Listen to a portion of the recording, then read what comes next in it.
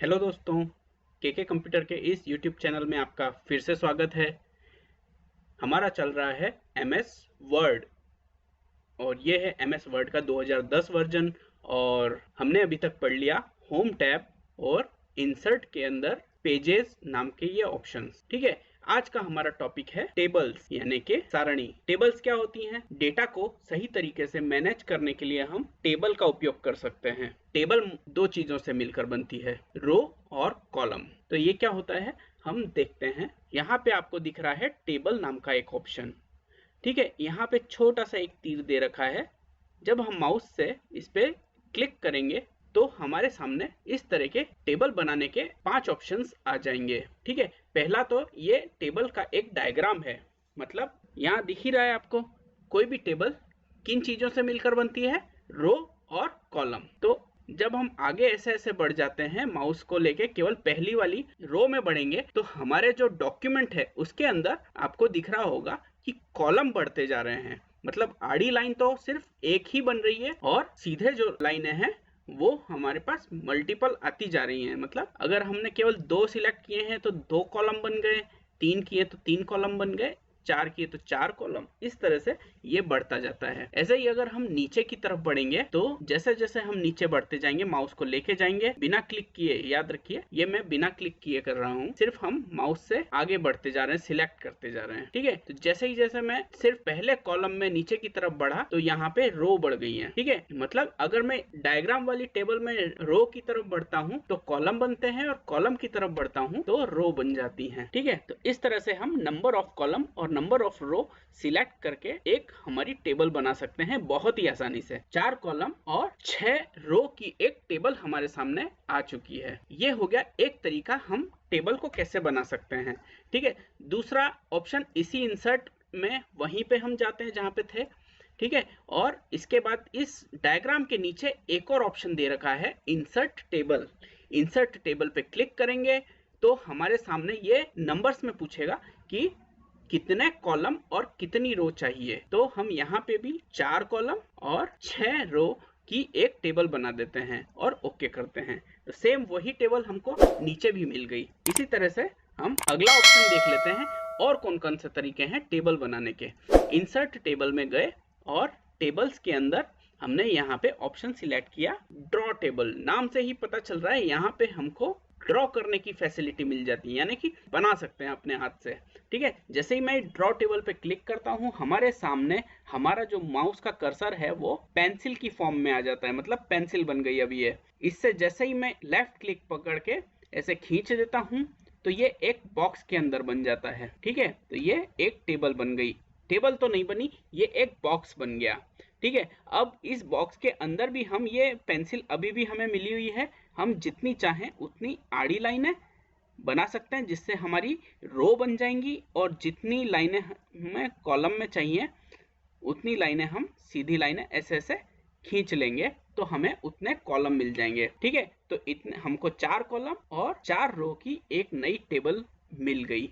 ठीक है, तो इस तरह से हमने ये सिंपल सी टेबल बनाने के 3 ऑप्शन देख लिए हैं। अब अगला ऑप्शन क्या है वो हम देख लेते हैं। ठीक है, इंसर्ट में गए हम और यहाँ पे है हमारे पास एक्सेल स्प्रेडशीट। ये क्या होता है? भविष्य में हम पूरा का पूरा एक्सेल पढ़ने वाले हैं। ये अपने आप में एक एडवांस सॉफ्टवेयर होता है जो पूरा का पूरा टेबल बनाने के लिए उपयोग में लिया जाता है। ठीक है, तो इस तरह से हमको ये एक ऑप्शन जो कि एडवांस टेबल बनाने का है हमको इसमें भी दिया हुआ है, क्योंकि दोनों एक ही कंपनी के हैं।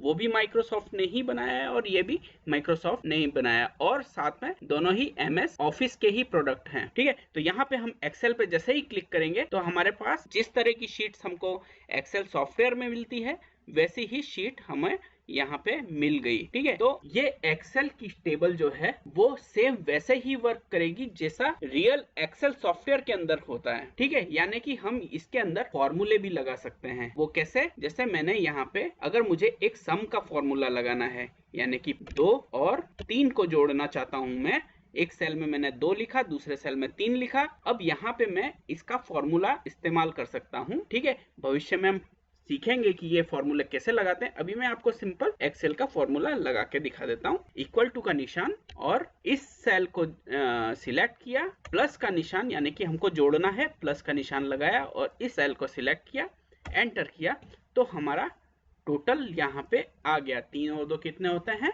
5।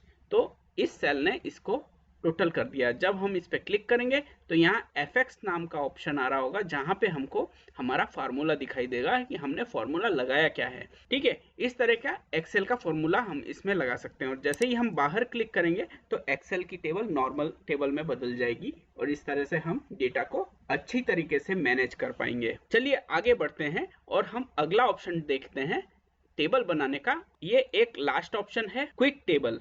यहाँ पे हमको बने बनाए टेम्पलेट्स मिल जाते हैं टेबल के। अच्छी डिजाइन की पहले से बनी हुई टेबल हमें मिल जाती हैं, जिन्हें हम हमारे हिसाब से बाद में डेटा को चेंज कर सकते हैं और इनका ही बनाया हुआ डिजाइन हम अपनी टेबल में काम में ले सकते हैं। जैसे मैंने इस पे क्लिक किया तो एक सुंदर सी टेबल हमारे सामने प्रकट हो गई। इनके सारे डेटा को मैं अपने किसी डेटा से चेंज कर सकता हूँ। ठीक है, अभी हम इसी को रहने देते हैं। हमें एक और ऑप्शन मिलता है MS वर्ड में, जो कि इस लिस्ट में मौजूद नहीं है। वो है मैन्युअली हम टेबल बना सकते हैं कीबोर्ड की मदद से।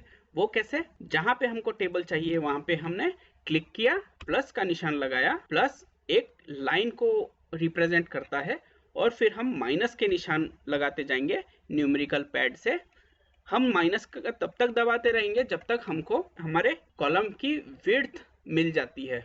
यानी कि आप जितना चौड़ा कॉलम चाहते हैं उतनी चौड़ाई के माइनस लगा दीजिए। जैसे मुझे इतनी चौड़ाई का कॉलम चाहिए तो मैंने यहाँ पे माइनस माइनस यहाँ तक लगा दिया, फिर मैंने एक प्लस लगाया, फिर मैं माइनस माइनस लगा रहा हूँ। आप सोच रहे होंगे ये क्या हो रहा है, हमारी टेबल बनती हुई तो नहीं दिख रही, पर हम लास्ट में इसको टेबल में कन्वर्ट कर देंगे। Plus minus minus minus plus, और ये हमने कितने कॉलम बना लिए? 1 2 3 और 4 कॉलम, पर रो हमारी एक ही है।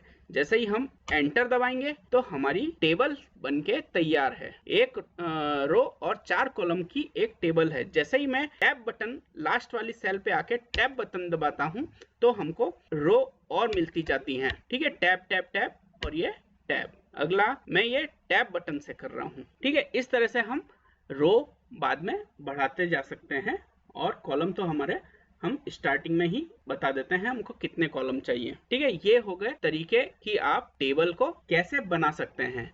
अब इस टेबल के कुछ एडवांस फीचर होते हैं जो हम अगले वीडियो में सीखेंगे। ये आपका पार्ट 1 यहीं पे होता है खत्म। यहाँ पे आपको टेबल के साथ कुछ ऑप्शंस मिल जाते हैं, डिजाइन और लेआउट। ये हम अगले वीडियो में पढ़ने जा रहे हैं।